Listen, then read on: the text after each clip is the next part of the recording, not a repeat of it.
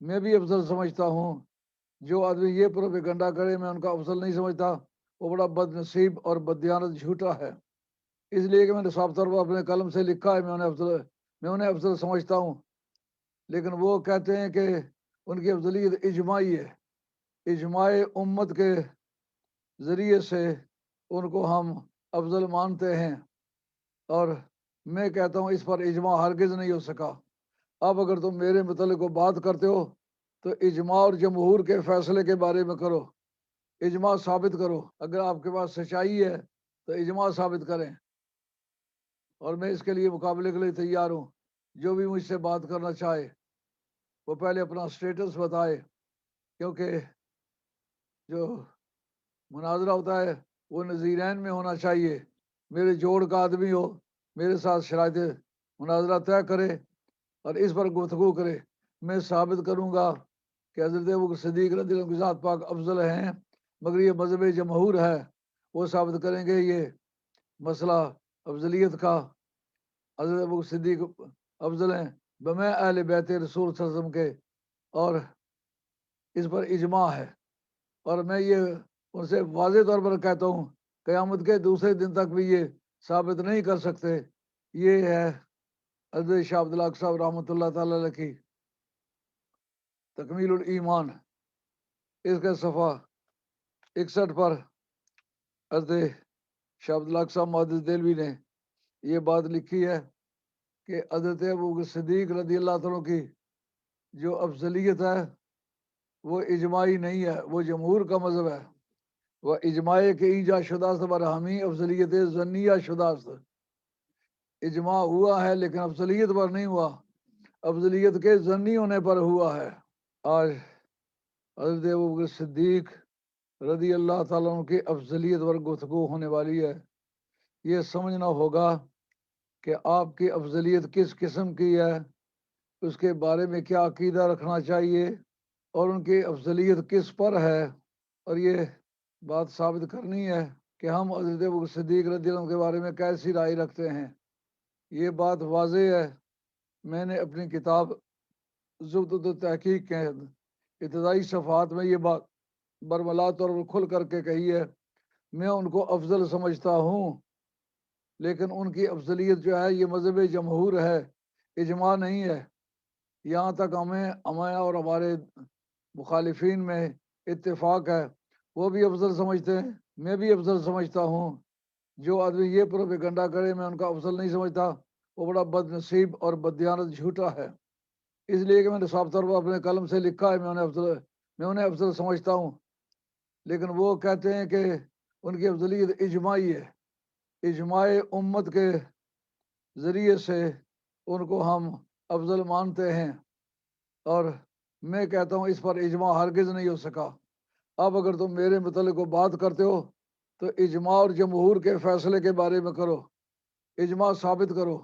اجماع ثابت کوئی نہیں کر سکا۔ جتنے میرے مخالفین ہیں انہوں نے یہ 2 کتابیں استعمال کی ہیں، اس کا نام ہے تکمیل الایمان۔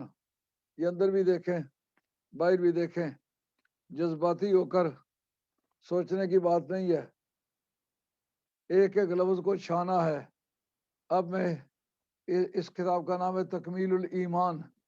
ہندوستان میں سب سے پہلی عقیدے کے موضوع پر لکھی ہوئی کتاب کا نام ہے تکمیل الایمان، اور لکھنے والے ہیں شاہ عبدالحق صاحب محدث دہلوی، جن کا سن وفات ہے 1054 ہجری،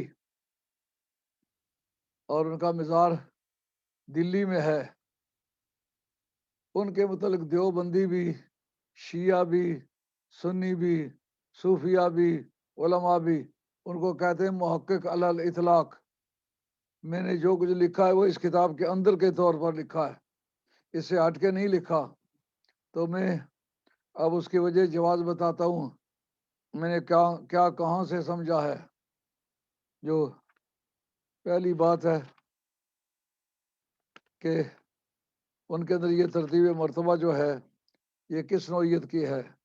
یہ صفحہ 49 ہے، اور لکھا ہے فضلهم اعلیٰ ترتیب خلافت اہم، ان کی فضیلت جو ہے ان کے ترتیب خلافت کے مطابق ہے۔ پہلا درجہ حضرت ابوبکر صدیق رضی اللہ عنہ کا ہے، دوسرا حضرت عمر فاروق رضی اللہ عنہ کا ہے، تیسرا حضرت عثمان غنی رضی اللہ عنہ کا ہے، چوتھا حضرت مولا مرتضیٰ شیر خدا رضی اللہ عنہ کا ہے۔ یہ انہوں نے بیان کیا ہے، لیکن صفحہ 51 پر یہ لکھتے ہیں جمہور بر آنند کے مذکور شد، یہ مذہب جمہور ہے، یہ اجماع نہیں ہے۔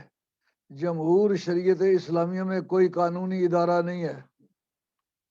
جمہور کا لفظ ہمیشہ اس پر استعمال ہوتا ہے جس میں اختلاف ہو، تھوڑے ایک طرف ہوں زیادہ ایک طرف ہوں، اس کا نام ہے جمہور۔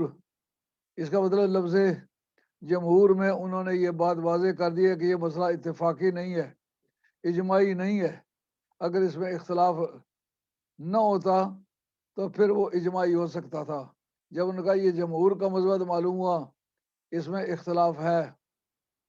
یہ ہے حضرت شاہ عبدالحق صاحب رحمۃ اللہ تعالی علیہ کی تکمیل الایمان، اس کے صفحہ 61 پر حضرت شاہ عبدالحق صاحب محدث دہلوی نے یہ بات لکھی ہے کہ حضرت ابوبکر صدیق رضی اللہ عنہ کی جو افضلیت ہے وہ اجماعی نہیں ہے، وہ جمہور کا مذہب ہے۔ وہ اجماع کے ایجا شدہ سے برہمی افضلیت ظنیہ شدہ سے، اجماع ہوا ہے لیکن افضلیت پر نہیں ہوا، افضلیت کے ظنی ہونے پر ہوا ہے۔ کیوں اس پر ظنی ہونے پر اجماع ہوا ہے کہ امام فخر الدین رازی رحمۃ اللہ علیہ نے تفسیر کبیر میں کم سے کم 4 جگہ یا زیادہ سے زیادہ 5 جگہ انہوں نے بیان کیا اجماعت الامت علی ان خیر الخلائق بعد رسول اللہ اما ابی بکر و اما علی۔ اس پر صحابہ کرام کا اجماع گزرا ہے کہ پوری امت میں سرکار کے بعد جو سب سے افضل ہے وہ یا حضرت ابوبکر صدیق ہیں یا حضرت عدل کرار ہیں۔ یہ اجماعی مسئلہ ہے، یہ اختلاف جمہور کا اور عوام کا نہیں ہے، یہ مسئلہ ہے صحابہ کی 2 جماعتوں کا۔ تو 2 جماعتوں کا آپس میں اختلاف ہو کر وہ قائم رہا ہے، ایسی حالت میں اجماع ممکن ہی نہیں ہے۔ یہ بات جب انہوں نے لکھے کہ اجماع کے اینجا شداست برہمی افضلیت ظنیہ شداست، یعنی جس طرح تم کہتے ہو کہ ان کی افضلیت پر اجماع ہے، ان کی افضلیت پر اجماع نہیں، ظنیت پر اجماع ہے، اس کے افضلیت کے ظنی ہونے پر اجماع ہوا ہے۔ شاہ عبدالحق صاحب محدث دہلوی یہ ہندوستان کا پہلا وہ رائٹر ہے جس کو معلم اول کہتے ہیں۔ ہندوستان میں عقائد سیاح تحریری طور پر جس نے پیش کیے وہ شاہ عبدالحق صاحب ہے۔ اس کو تمام طبقات اسلامیہ محقق علی الاطلاق کہتے ہیں۔ یہ بات طے ہوئی کہ شاہ عبدالحق صاحب رحمۃ اللہ علیہ کا مذہب اس بارے میں کیا ہے، اور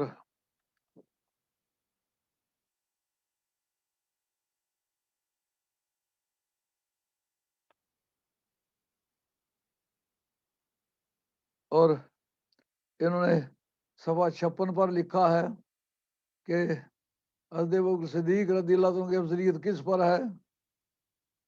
وہ کہتے ہیں وہ مشائخ اہل سنت برانس کے در تقدیم ابوبکر و عمر و سائر صحابہ وہ رہتے ترتیب میان عشاء اختلاف نیست، وہ لیکن بعض از فقہائے محدثین نے قصیدہ عمالیہ کے اندر لکھا ہے۔ یہ شاہ عبدالحق صاحب وہ قصیدہ عمالیہ ایک عقیدے کی کتاب ہے جو شعروں میں لکھی گئی ہے، اردو میں لکھی گئی ہے۔ یہ اپنی تحقیق بتاتے ہیں قصیدہ عمالیہ کے فقہاء نے کہا ہے کہ افضلیت خلفائے اربع مخصوص است بما ادا اولاد رسول صلی اللہ علیہ وسلم، کہ خلفائے راشدین کی جو افضلیت ہے یہ اولاد رسول کے سوا پر ہے، یعنی اہل بیت اس میں شامل ہے، وہ اہل بیت سے افضل نہیں ہے بلکہ وہ اہل بیت کو چھوڑ کر باقی امت سے افضل ہے۔ تو یہ مسئلہ تو قابل بحث ہے ہی نہیں۔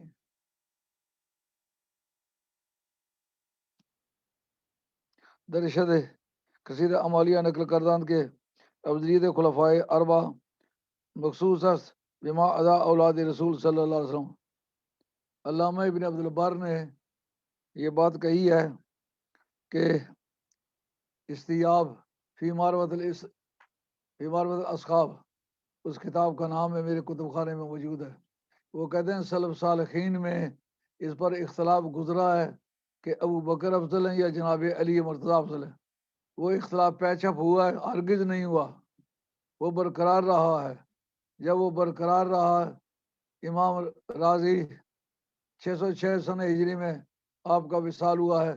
اس کا مطلب سن 606 ہجری تک عالم اسلام کے تمام معلمین، محدثین، اساتذہ اور تمام رائٹرز نے اس پر اتفاق کیا کہ اجماعت الامت علی ان خیر الخلائق بعد رسول اللہ اما ابو بکر و اما علی۔ اس کا مطلب 7ویں صدی کے آغاز کے آدمی حضرت فخر الدین رازی، ان کے زمانے تک تو یہ اختلاف قائم رہا ہے۔ بعد میں کون ان سے زیادہ سپیریئر آدمی گزرا ہے کہ یہ اختلاف پیچ اپ نہیں ہوا، تو بعد میں پیچ اپ ہوا۔ بعد میں پیچ اپ کرنے کا حق کس کا ہے؟ اس جگہ امام ابن عبد البر، یہ اسپین کے رہنے والے عالم دین ہیں، ان کا صنفات 464 ہے۔ حضرت غوث پاک رضی اللہ عنہ کی ولادت سے 6 برس پہلے ان کا انتقال ہوا ہے۔ نامی آدمی ہے اور کئی ہزار کتابوں سے ان کا نام میرے مطالعے میں گزرا ہے۔ کسی شخص نے ایک جملہ ان کے خلاف نہیں لکھا کہ ان کا عقیدہ ٹھیک نہیں، ان کا مذہب ٹھیک نہیں، ان کا حافظہ ٹھیک نہیں، ان کی تحقیقات ٹھیک نہیں۔ ہر آدمی نے انہیں پرفیکٹ آدمی بتایا ہے۔